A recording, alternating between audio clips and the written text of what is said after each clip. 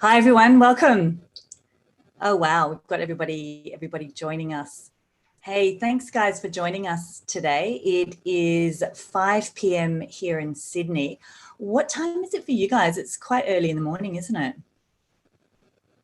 Yeah. It's actually 8 a.m. here, both in Europe and in South Africa. So there's a fun fact for you. I did not know that until just recently, that it is exactly the same time in Latvia and in Johannesburg. So there you go. Even though you're thousands of miles away from each other, you're on exactly the same time zone. So that made organizing today's session just a little bit easier than it normally is. So it's fantastic to see you, Jason, and thanks, Max. And we think we've got Emil's there somewhere, and also Andrew from the Financial Modelling World Cup.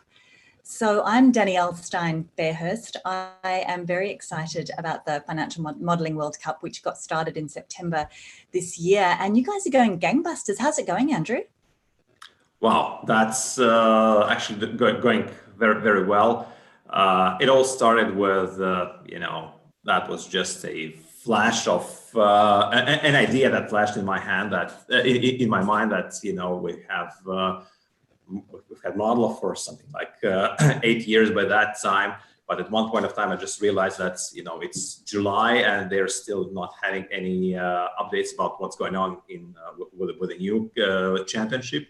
So, and I had some ideas, that's like a lot of ideas, what could be improved, what could be done. And then it was like, why don't we just, make a better competition, a better championship, make it regular, make it actually, the idea started with a way, I was looking for a way for people to get prepared for the CFM exam, for a more advanced exam to FMI. And from personal experience, I found it a great preparation for sitting the level 2 FMI exam.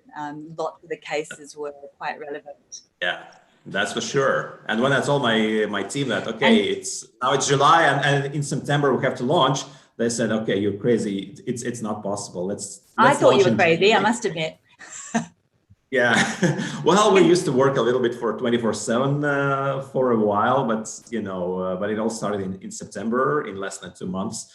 And if it was not then, actually we would still be launching that probably in January. So we wouldn't have launched by that time yet. Yeah, but it's good to get a couple of stages under your belt, and then next year we start with a full season. So everybody, all the points go back to zero, don't they? We start from a fresh slate in January. Is that right?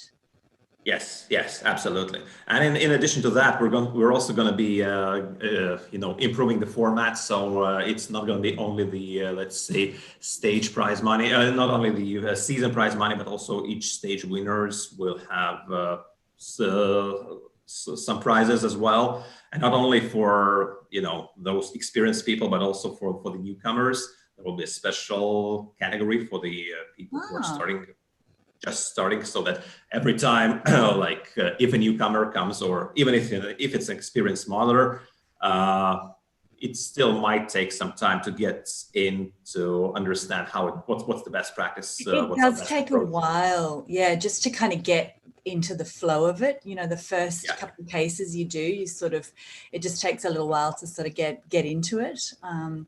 And then after, a couple of rounds, you sort of hit the ground running and you kind of know what to expect. It's not easy. As an experienced modeler, I found it quite difficult.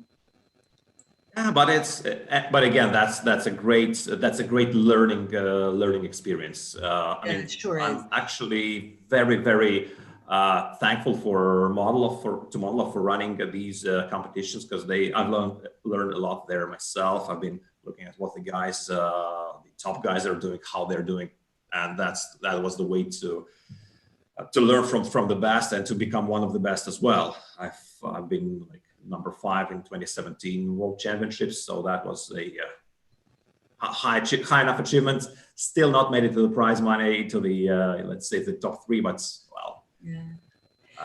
You're a competition junkie, aren't you?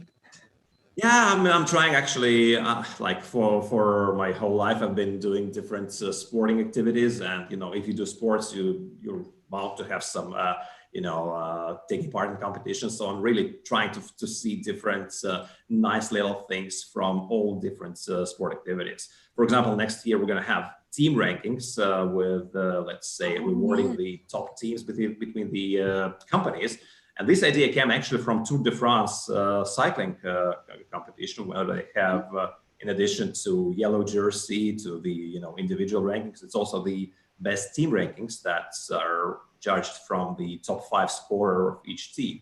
So we're looking around, trying to put all the best, all the nice ideas into Financial Modeling World Cup.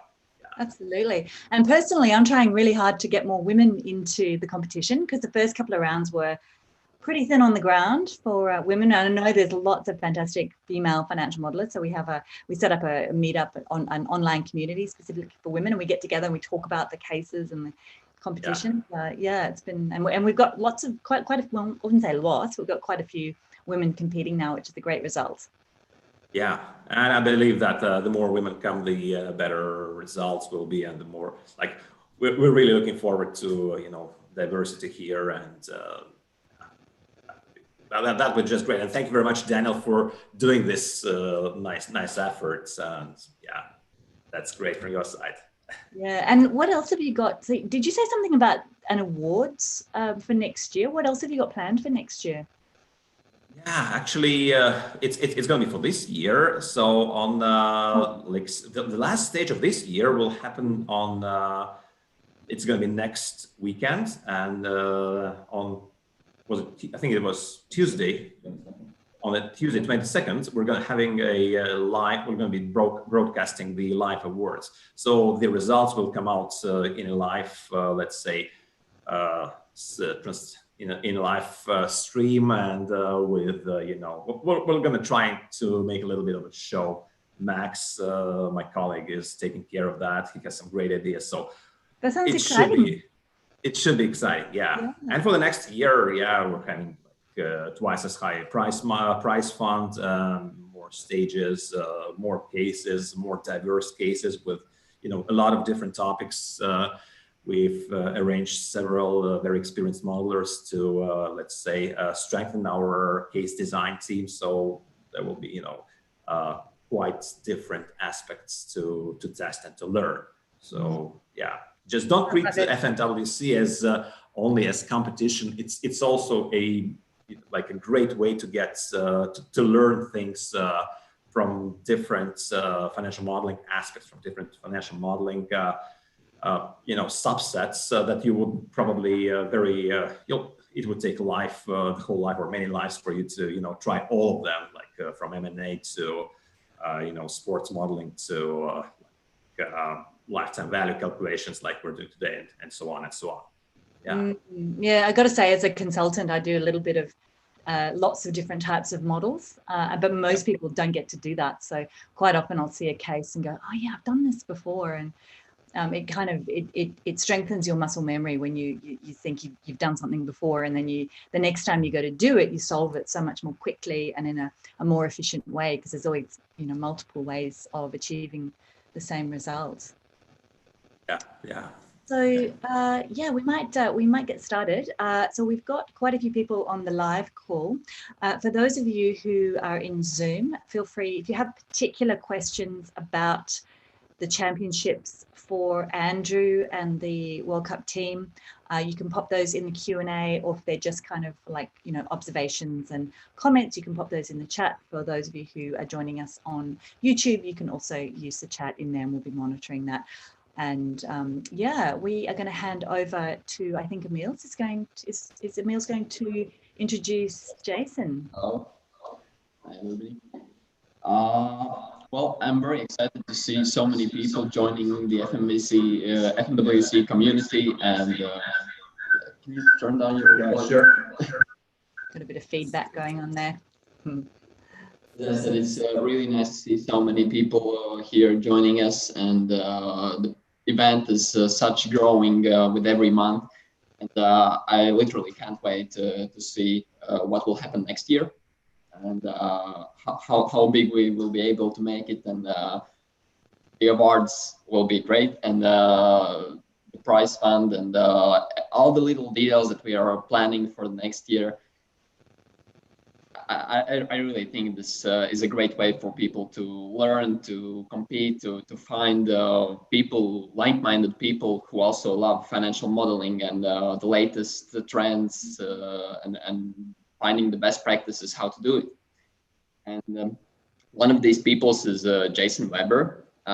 He's our financial modeling expert for today. And maybe some little things about him from FMWC side is that, well, he's performed quite well. And at the moment, he's 9th in the world. And he's holding his first position in Africa. And overall scores for him have been quite consistently in the top percentile throughout all the stages we have had so far. And I think he's definitely the right person for such walkthrough like this. And he will be able to give us some great tips and knowledge on how to build the best models. Right. Yeah, this is the thing with the championships being every month, that the leaderboard goes up and down. So the pressure is on, Jason, to maintain your lead and your position. Yeah, I had to make sure that I maintain the position for round 3, because you'd already put out the notice. And you were exactly still 9. Specified where I was, and I'd stayed 9. So I was ready to update it if necessary. Yeah, it's the first thing I checked was where am I still compared to Danielle's post. So welcome, Jason. You're going to tell us a bit about your one of the cases that you went through and show us your approach, yeah? Yeah, great. Let me just pull up my screen quickly.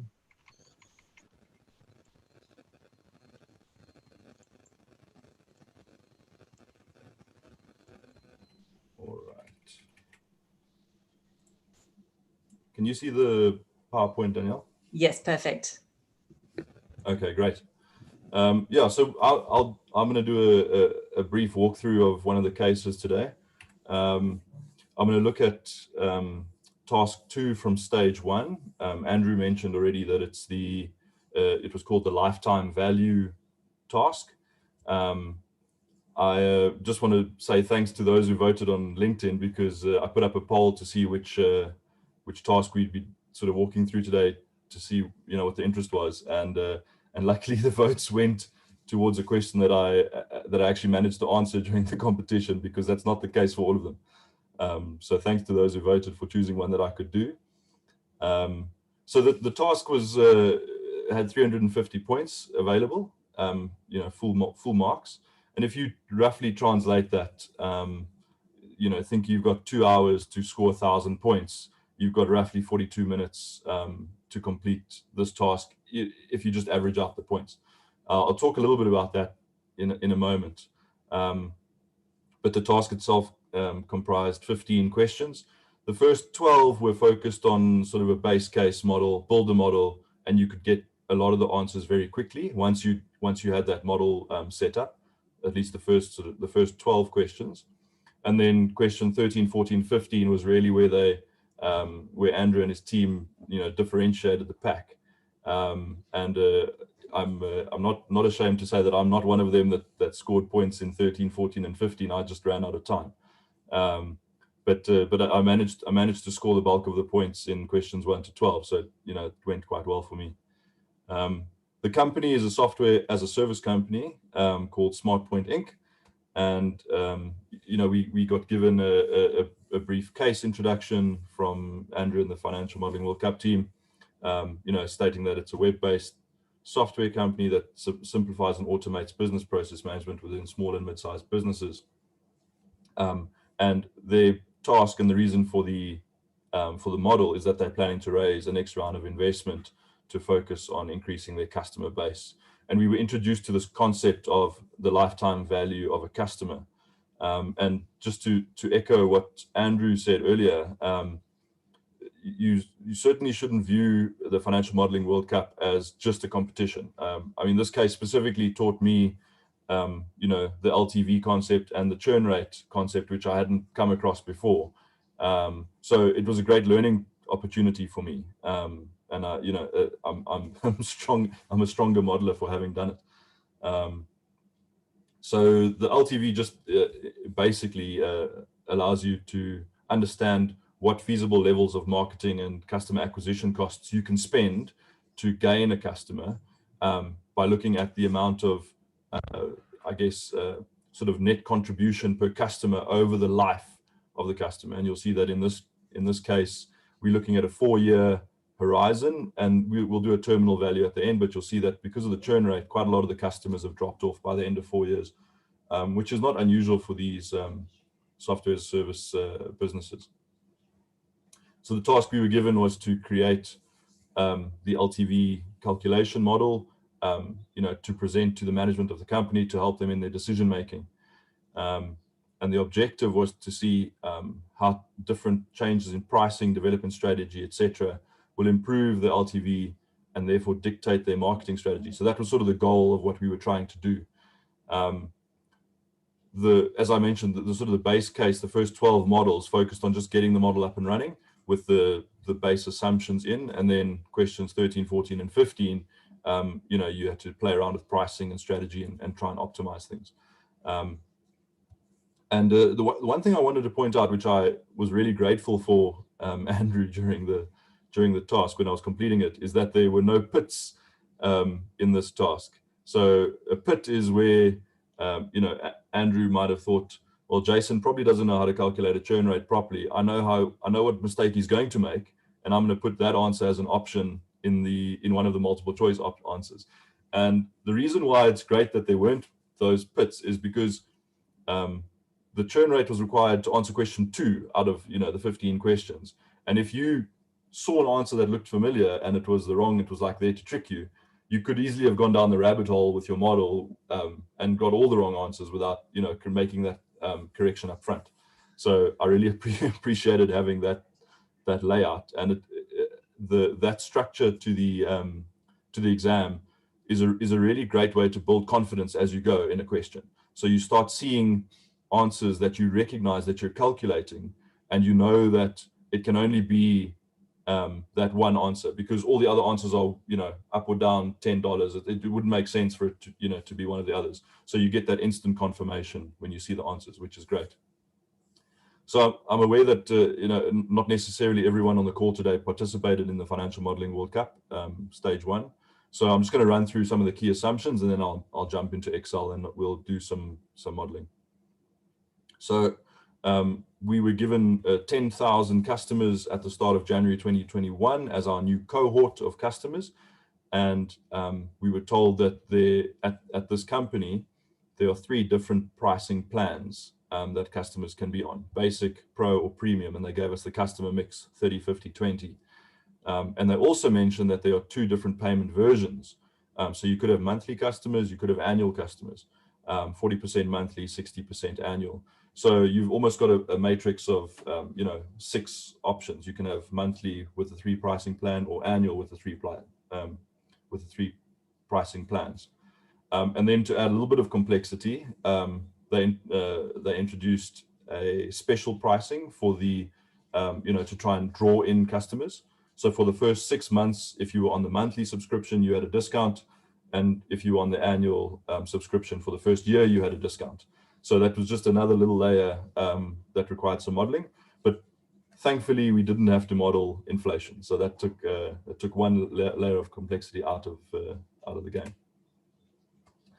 And then, as I mentioned, I was introduced to this concept of churn rates. And we were introduced to the concept. We got a bit of a definition, so that the churn rate is the percentage of customers that stop using the company's services at a given point in time. And this is the first time that I'd modeled a churn rate, and it took me quite a while to figure it out. But essentially, it's the opposite of compound inflation, really. And as far as I understand, this was a sticking point for a lot of people that attempted this question. The churn rate sort of caught them up. As you can imagine, churn rate drives your calculation of the number of customers every month. And the number of customers obviously drives the amount of revenue.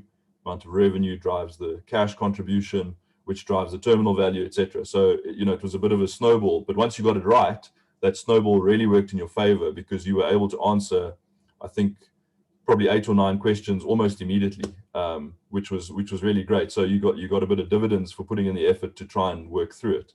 And I found that to be quite a consistent philosophy to the Financial Modeling World Cup tasks that I've done, is if you focus on one and sort of stick through it and get your model up and running, the dividends come, because when your model's set up, you can start answering questions really quickly. There was some information on direct costs, which wasn't, you know, which was pretty straightforward. They gave us information on how to calculate terminal value, and they told us that the weighted average cost of capital for the company is 12% per annum. So I'm just to give you some context of how people fared on this task. There were 350 points available during the task, but the average points scored for the task was only 63. And I've noted down here at the bottom with an asterisk that in my mind, if you weren't able to crack the churn rate modeling, you could probably have done question 1, question 4, and question 5 without that.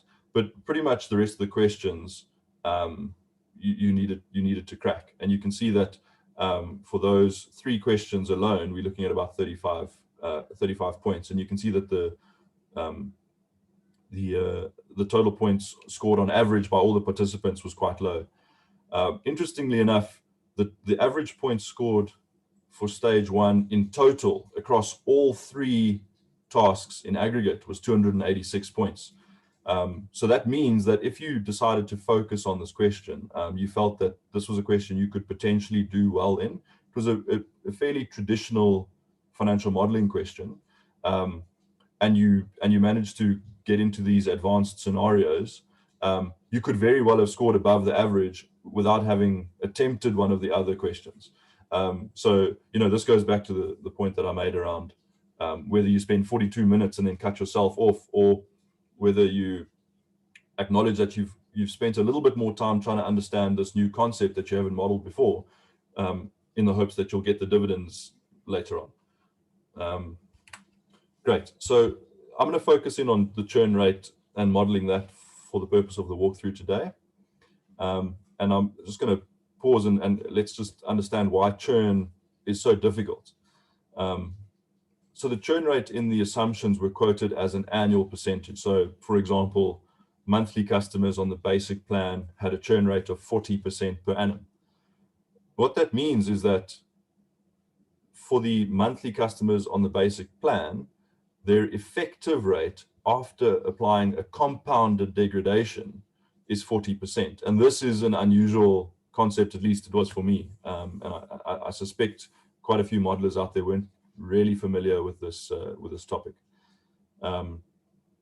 So, I mean, as modelers, we're very used to seeing compound inflation.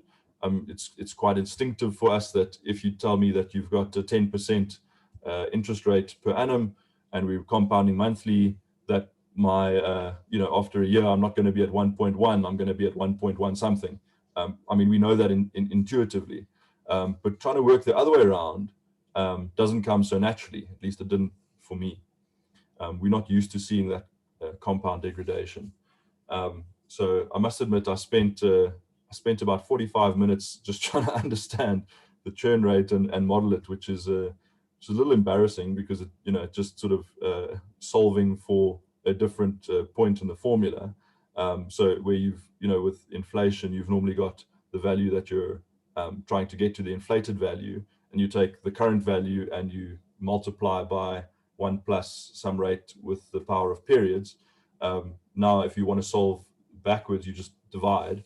And embarrassingly, it took me quite a few minutes to click on that point.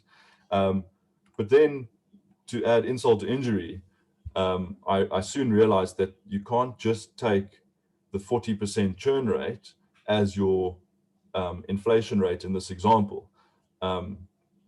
So if I try and explain that with an example, a churn rate of 40% implies that you've moved from, let's say, 1 to 0.6 after 12 months, which is your 40% effective decrease in customers.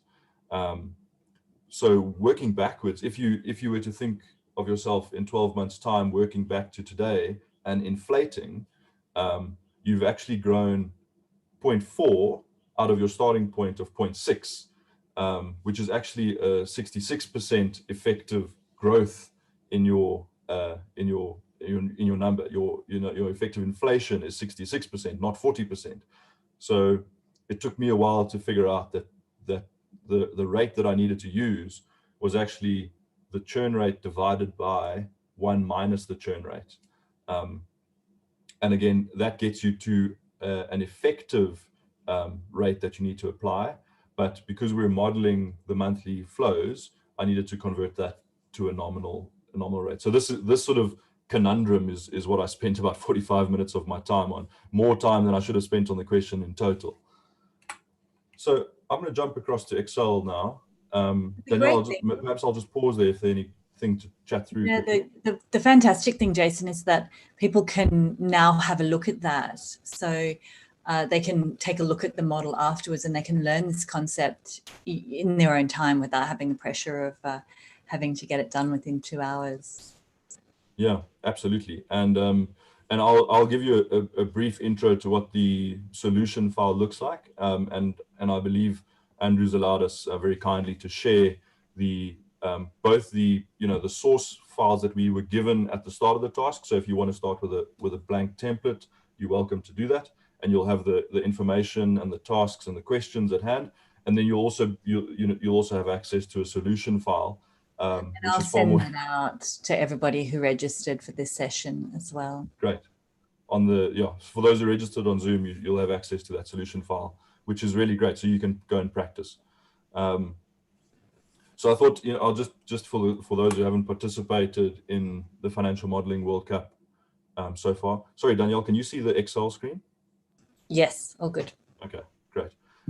So basically, where we start when we sort of try and tackle these tasks is, you get a really nice looking cover page, which Andrew and team put together, and you get given a sort of a basic layout of assumptions and inputs to be used in your model, and that's it. So you need to now go and develop the model using these assumptions, and thankfully we don't have to capture the assumptions ourselves, because that takes a lot of time. But this is basically the starting point, and you essentially are then working from a blank Excel model. So just for reference, I'm going to show you what the sort of model solution looks like that comes from Andrew and team, and you can see it's really nicely formatted. And I bet your model looks just like that, the one that you built on absolutely. the slide. Because mine looked nothing like that. Mine was an absolute mess when I attempted this one. No, you'll see when I move on 2 tabs time. I really stuck to all of the best practices for financial modeling, made it look really beautiful. No, I'm joking. Mine was a huge mess as well. I basically did random calculations off to the side here, trying to figure out this churn rate. I didn't even bother putting in a new worksheet. I just did all the random modeling down at the bottom. You'll see that the model answer is really well structured and formatted, and there's quite a few sections, dealing with all the individual calculations. My model is far less, elegant. There's hardly any formatting. You can see I didn't even align the column width here to get the labels to show properly.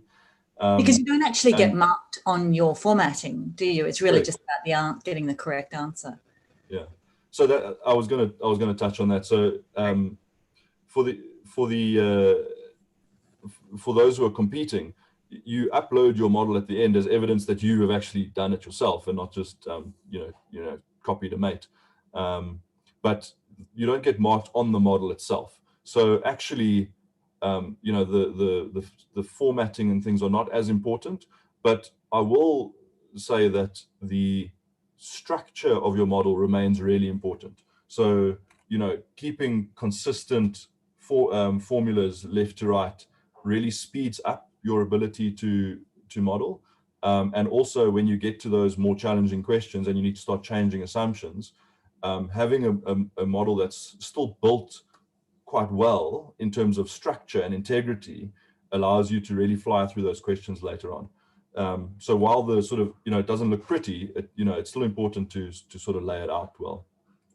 So that's a broad overview of the model. And I thought, for today to do the walkthrough, I'd run through, in particular, the calculation of the number of customers over time, because that's got the churn rate, that's really where the churn rate methodology sits. And I'll model some of the pricing, how we pulled the pricing in. And then I've sort of pre-populated most of the rest of the model just in the interest of time.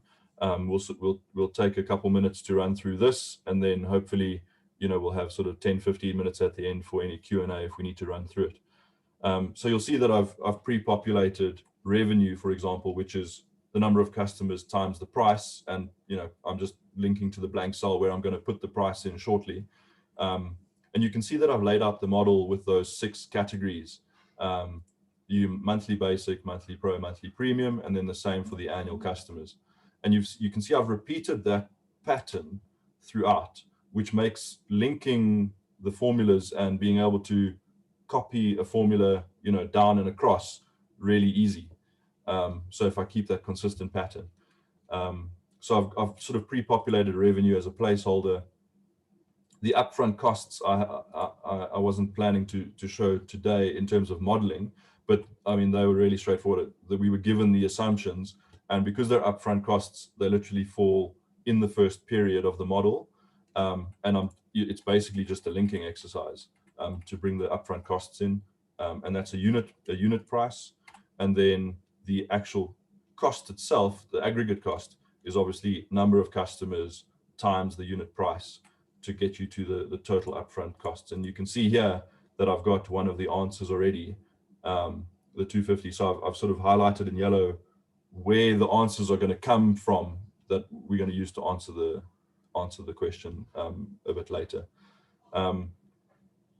Again, the direct regular costs, again, just a linking exercise.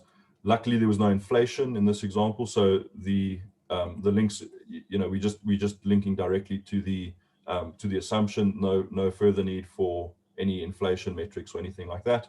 And again, the cost is just that unit price times the number of customers. And then I've calculated the contribution per customer, or the contribution in aggregate, I should say, which is revenue less upfront costs less direct regular costs. And that gives you the contribution for the cohort. And that contribution is then used to calculate things like terminal value and things like that. So you'll see that I've sort of pre-laid out my periods starting on the 1st of January 2020. So the end of the first month, 31 Jan 2020, and I'm running along. Essentially, we need to run to the end of December 2024. So we get 4 years. Sorry, I meant 2021. So we're going to the end of December 2024, and I've added one additional period so that I can calculate the customers who remain after the 4th year, because the churn kicks in again in January for the annual customers and the monthly customers, but significantly for the annual customers in January each year. And that group of customers who remain in January 2025 is what we use to calculate the terminal value. So I'll touch on the terminal value later. You'll see that I actually didn't, when I was attempting this task, I actually didn't get to calculating the terminal value properly myself. I ran out of time, but I'll show you. I managed to score the points for the terminal value questions, but I'll show you how I did that in a few minutes. All right. So Danielle, unless there are any specific reasons to stop, I'll just keep going with the modeling. Just a couple of comments. Andrew said that he agrees with Jason, having modeling on the same tabs assumptions could save time. Asking whether we are allowed to use macros and other add-ins. Primrose would like to know. Yes, like you can use whatever you want, but the questions actually are designed in such a way that we do not expect people to actually know VBA. So if someone knows it and could use that for for speeding up the solution, probably yes, but most probably you would just spend too much time just coding. So not what about, yeah, exactly. Yeah, most of the time it's probably not going to save you a huge amount of time. But what about add-ins? Yeah, everything is allowed. Yeah. And Google as well. Yeah. Open book. It's open book, but it's still like if you don't know how to model, like open book doesn't really help. Exactly. There was one specific case we had a multiple choice on one formula that was quite rare, and it gave like 10 points. So if you Google that, you like top performers like just skip that question because they knew that they will save like if they save 1 minute of time, they'll get 10 bonus points. If they Google, they might spend 2 minutes and just get just say less time. Yeah, it's all about the time, isn't it? Henry wants to know if do you have to model return customers who may return as customers again? Does that in real life it could be the case, but not in that case. That would be just too complicating the things. Yeah, and you just have to model as it is laid out in the specific case. So in that case, we do not have to do that. Yeah. You people asking about the files, yes. There are a couple of example files that are publicly available on the FM World Cup website. And for those people who registered for this session, we'll be sending a copy of these files that Jason has completed. But these are not publicly available, are they? They actually are on our store. So basically each model, like if you don't want to, compete as a participant, you can buy any of the previous cases for like $5 per case. And that's cool. Just on our website. Yeah. So you can access them afterwards. Yeah. Fantastic. Thank you. All right. And that was it for now. Cool. So I think just to touch on the question of VBA and add-ins, I mean, in my mind, you're going to waste a lot more time trying to build a macro to do something than is worth it. And as Andrew mentioned, I got caught out on that that one question with I think it was the MIRR function, which I'd never heard of before, and ended up Googling it to try and figure out what it was, and realized that if I'd actually just finished the exam quicker, I would have scored more points because of the bonus points. So, these are the kinds of exam technique things that we're learning as we go. And just in terms of add-ins, I specifically use Arexcel just to make tracing formulas easier, but that's just out of habit, really. I don't use any other add-ins to the modeling. What's it called? What's the add-in that you use? It's called Arexcel. It basically allows you to follow AR. How do you spell it? I'll type it up here. Arexcel, like that. Cool, thanks. And you'll see, I mean, the benefit is if I've got a formula like this one and I want to trace it through, you can use Arexcel to step through the formula. I don't know if you can see that pop up, but it lets you step through all of the individual points of the formula, which is just makes your life really easy. And in fact, if you've been using it for any period of time, you probably won't be able to function without it as a modeler. Let's go. Yeah. Anyway, so let's get back. Yeah, I just wanted to pause on this quickly to show you, why I spent 45 minutes trying to figure this out. And you'll see that I actually I ended up doing exactly as I said. I tried to calculate the inverse of inflation. So I went to period 12, put in 0.6 because I knew that's where I needed to get to, and then tried to figure out what inflation I needed to apply to get back to 1 as a starting point, and then slowly got to the 4/6. But this was a real sort of a brain teaser in the question for me. All right, so let's start pulling in some numbers. I'll start with the annual customers first because they're actually much easier than the monthly customers because the churn rate is given annually. So if you have a 40% decrease after 1 year, you can basically just multiply the previous period by 60%, 1 minus 40%.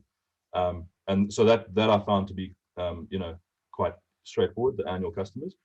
So what I did was I took the previous period and then and multiplied by 1 minus, and then I need to get the churn rate. So we were given the table of annual churn rates up top here. So you can see for an annual basic customer, in the first year, there's 40%, then year 2, 25, 20, and then 17. So we need to have a dynamic formula that lets us reference the table as a whole if you want, if you want to do it quickly. So I've used an index match to do a two-way lookup on this table. So I'm referencing the full table array. For my row number, I need to choose whether I'm in year 1, year 2, year 3, or thereafter. So what I've gone and done is I've added a little helper column for myself here. Basically what this means is that any month number in my model from 1 to 12 will pull the first row, from 13 to 24 will pull the second row, 25 to 36 the third row, and then 37 onwards will pull the fourth row. So I can use a match function on the month number to look up in this helper column, and I'm using the less than option in the match function, which basically says if I give it the number 7, it will look for the biggest number in this table that is less than or equal to 7. So if I just put that a different way, this will only move to row 2 once I get to month 13, because 13 will be the equal to, and then 14, 15, etc. will then be, 13 will be the first number that's less than that. So that's the way that the less than function on the match works. And then I need to look up which plan I'm on, so which column in the table am I looking at. And again, I've just put the options here: basic, pro, premium, so that I can reference them. And I'm looking up in these 3 columns, and in this case I'm just doing a straight exact match, and that would be great. So 720 is the right number, but I only want the 720 to come in in month 13, not in month 2. So I basically need to multiply that, the 1 minus. I basically want it to be multiplied by 1 for the first 12 months, and then only bring in the minus percentage in month 13. So what I did is I used a mod formula. So the mod formula gives you the remainder of a number. So if you've got, for example, 3 mod 2, it's basically saying you take 3 divided by 2, and the remainder is 1. So 3 divided by 2 is 1, remainder 1. So the mod function is really helpful when you're modeling periods in a model, months, because you can quite easily use that to bring flags for specific periods. In this case, I want sort of annual changes. So I'm going to take the month number. There's a pattern. I often find there's a pattern that you often need for correct scheduling. Yeah, absolutely. Yeah.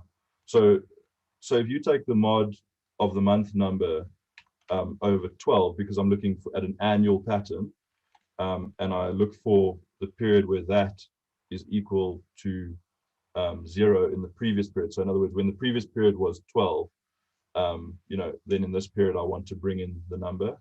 So you can see I'm referencing the previous period in this formula.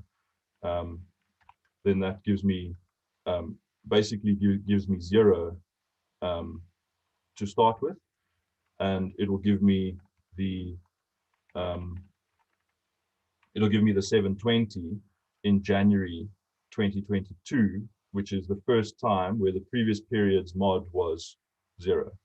And so that's a quick tip on using the mod function to get you these periods. And once you've got this formula set up, because we've used the two-way lookup, I can copy this formula to all 3 rows for the annual pricing plan, and I've got my annual customers done. You can see I've been a bit cheeky, and I've gone and conditionally formatted the cells to green if I got the formula right, so that I know that I'm on the right track. That's why you're seeing the green, just to give myself, you know, a mental check that I'm getting to the right answer. So that's the annual customers done, which was actually relatively straightforward. And then in terms of getting the monthly customers, I need to bring in this compounded churn concept. So I mentioned in the slides earlier that I want to convert this 40% as an effective annual rate to a nominal monthly rate that I can use for the inverse of my inflation formula. So remember I mentioned I'm going to do churn rate divided by 1 minus churn rate, which would give me the effective rate that I can apply to the sort of the inverse of the inflation formula.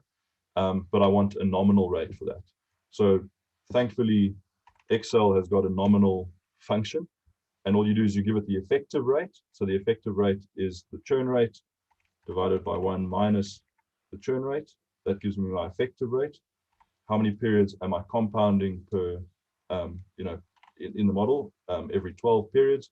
You can see I'm hard coding 12s and stuff, you know, not great modeling best practice, but for the sake of time in the exam, this is what we do.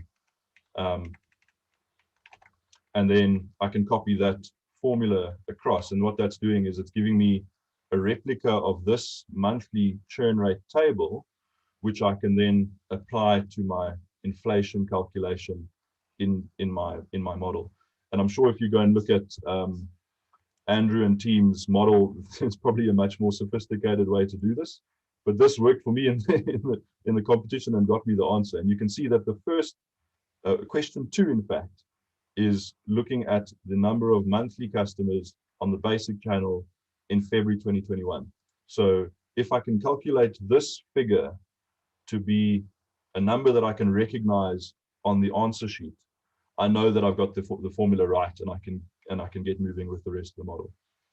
So to calculate the churn rate monthly, I said I'm going to take the previous period divided by our standard compounding inflation formula, 1 plus the monthly churn rate.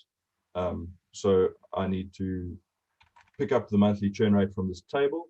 So I'm going to use again the two-way lookup on the index match, the same principle as I did previously. So the row number I'm looking at match the previous period in this helper column again, same helper column. You can see here that there was the first 6 months, and then 7 to 12, and then years 2, 3, 4. So the helper column is quite easy because I can just slot in an extra 7, which worked really well. Again, I'm going to use the less than match, and then I'm going to match the the plan to the headers over here, and I'm going to use an exact match on that one, and that will pull the rate for me. But this is actually an annual nominal rate, so I just need to divide by 12. And then you can see that I've got this 1725. And if I jump back to the questions, question 2, how many subscribers of the monthly basic plan will remain in the cohort at the end of Feb 2021? I see 1725 is one of the options, and I know that I've got 1725, so I know that that's working correctly, and I can copy that across, and I've got my customers populated for both monthly and annual. So that was really the crux of unlocking this question in my mind. And then what we needed to do is just pull in the price. So this was, in my mind, a little less complex. The only complexity here was that we had a different price for the upfront payment. So you got a discount, and then the introductory price, and then there was the regular price. So for the monthly customers, we were given the assumption the first 6 months, and for the annual customers, we were given the assumption the first year. So if I start with the monthly customers, I just use an if formula. If my current month is less than or equal to the assumption, 6 months, then I want to look up, and I'm using the new XLOOKUP, which is great.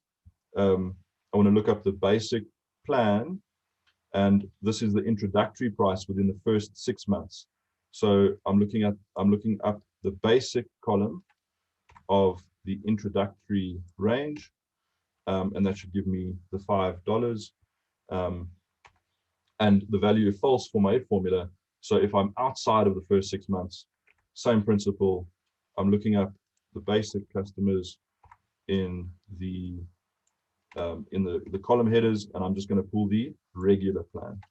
And I'm just being conscious to lock everything appropriately. As I mentioned, there's no inflation, so you'll see that these figures stay consistent throughout. We've got 555 for the first 6 months, visual confirmation for me, and then 9 going forward. And if that's working, I should be able to copy that across to all of the monthly customers. And then the annual customers, quite a similar concept. So actually what I did is I just copied the formula down one more. I changed my pricing plan assumptions to the annual section. I changed my introductory period to the monthly, to the annual assumption. Just important to note that this is a year, 1 year, but we're working in months. So what I did is I went to the formula and just multiplied that by 12. So basically, if I'm within the first 12 months, I'm going to use the introductory plan, otherwise the regular plan. And that would be great if I copied that across. But for the annual customers, we only take the revenue in January. So I don't want to see the price coming in from February to December. So again, what I've done is I've just used a mod formula to check if the month number that I'm in divided by 12 equals 1. Basically, am I in January? And that then I should be able to copy it across. And that's giving me the introductory price in January of the first year. And then the second year, January, I've got the 99 coming in. And that looks like it's working. And if I copy that across for all the customers, you can see I've populated now for each of the plans, the answers. And now my revenue's updated. My costs have updated because I've got the customers in.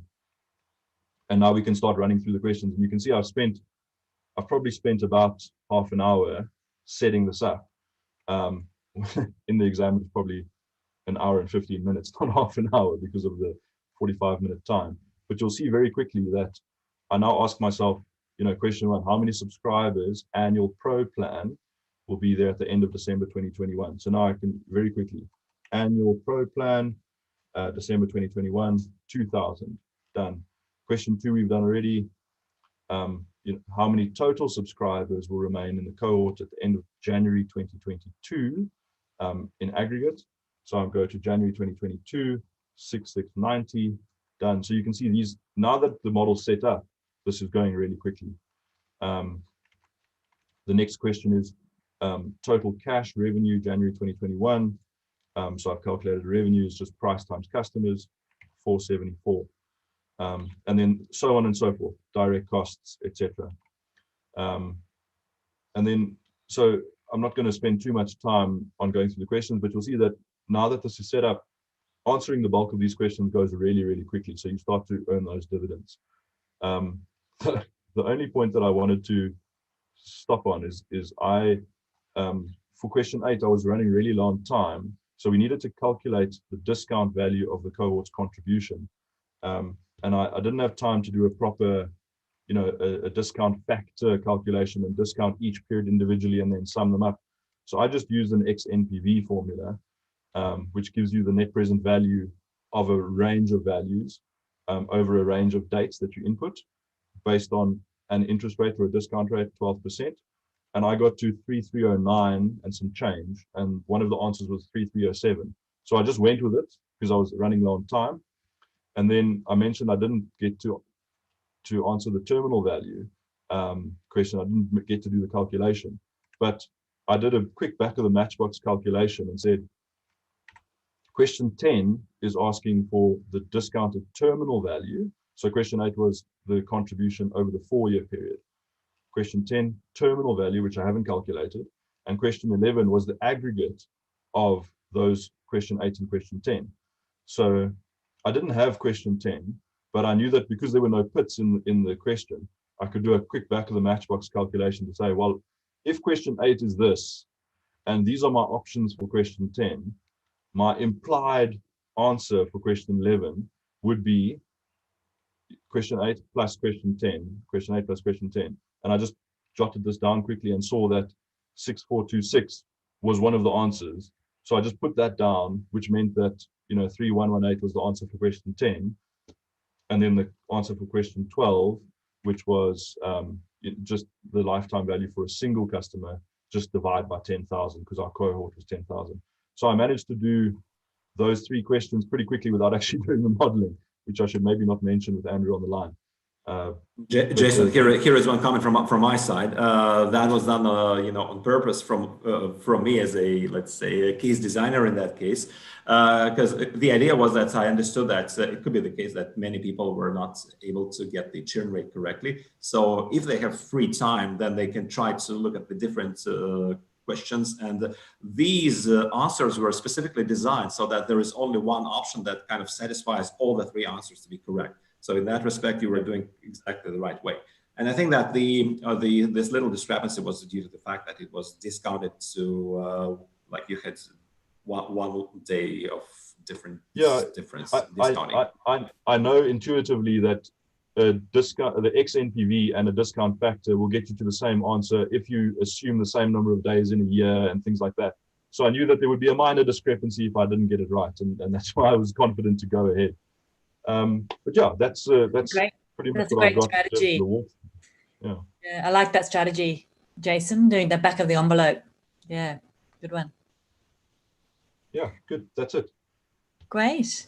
So our next one is next weekend. So lots and lots of tips for us to use and to apply. So I've got to ask, Jason, do you ever just go eeny, meeny, miny, mo? Often. I realized. Glad to hear it. I realized in round 1 what I didn't realize in round 1 is that the platform just shuts you out at the 2-hour mark. So I didn't do that for round 1.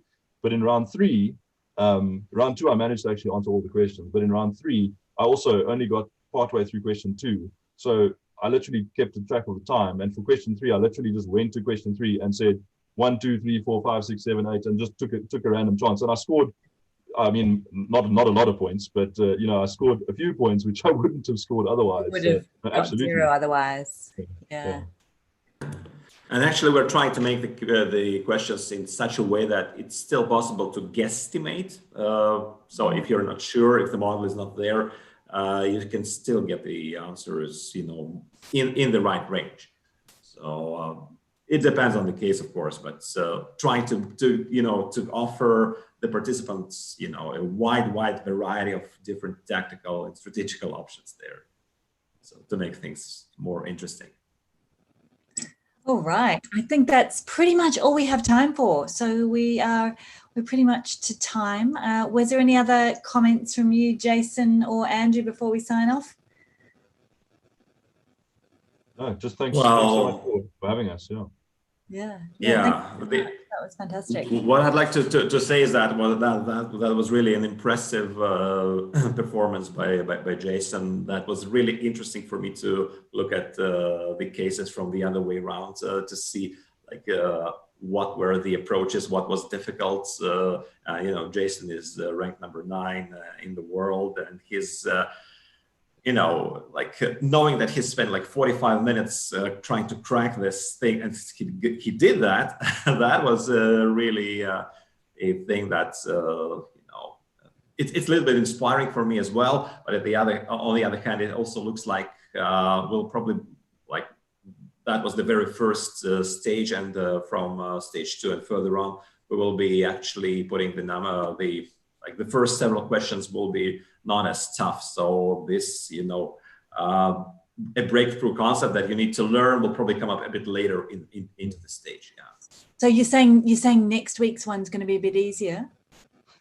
It's going to be a bit, I well, don't know about you, Jason, but last month was a killer. It was. I got stuck on. I got too proud of myself on the Excel questions. I couldn't let those shortcuts go. I just spent too much time trying to figure them out. Yeah, I got stuck too. We don't have these ones anymore. The idea was that we were trying different, let's say, setups, trying different case formats. That was one trial. I saw that people like the idea is that we can still use it to popularize the competition among Excel fans. It will probably also give us some hints towards different shortcuts. We actually gave a hint on that it's going to be something about shortcuts and a list of and a link to a very nice shortcut summary made by Corality many years ago that I've learned from myself. And yeah, but that was something different. We will not be doing a case like that again. So yeah, it was a lot of fun, and I think the the variability is great. I really enjoyed it, Andrew. Yeah. And actually, the top time, the top time that was the case was they speed it up. So basically, you had to solve to answer 10 questions about Excel. It was all about shortcuts and data, fast working with the data. And the best time during the competition was 7 minutes and 42 seconds. And right now we're spreading this exercise over different forums on the internet. And probably the best result we've given so far was 4 minutes and 4 seconds, right? Yeah, it was but again, that was not the first time. Probably the person saw that he was or she was probably able to do it many times over and over again before finding out the right approach. Yeah. So, and as for stage 4, the complexity of the cases will be, well, that's the final stage of the year. It's going to be if we see that stage 1 was a killer, stage 3 was a little bit less of a killer based on what the points were scored. Stage 2 was a walk in the park. So that's going to be probably somewhere in between stage 3 and 4. That's how we're currently going for that. We'll see, All right. Well, thank you so much, guys, for sharing your knowledge, and particularly to Jason. Well done. That was quite impressive. So thank you, everyone, for joining us, and we'll see you again next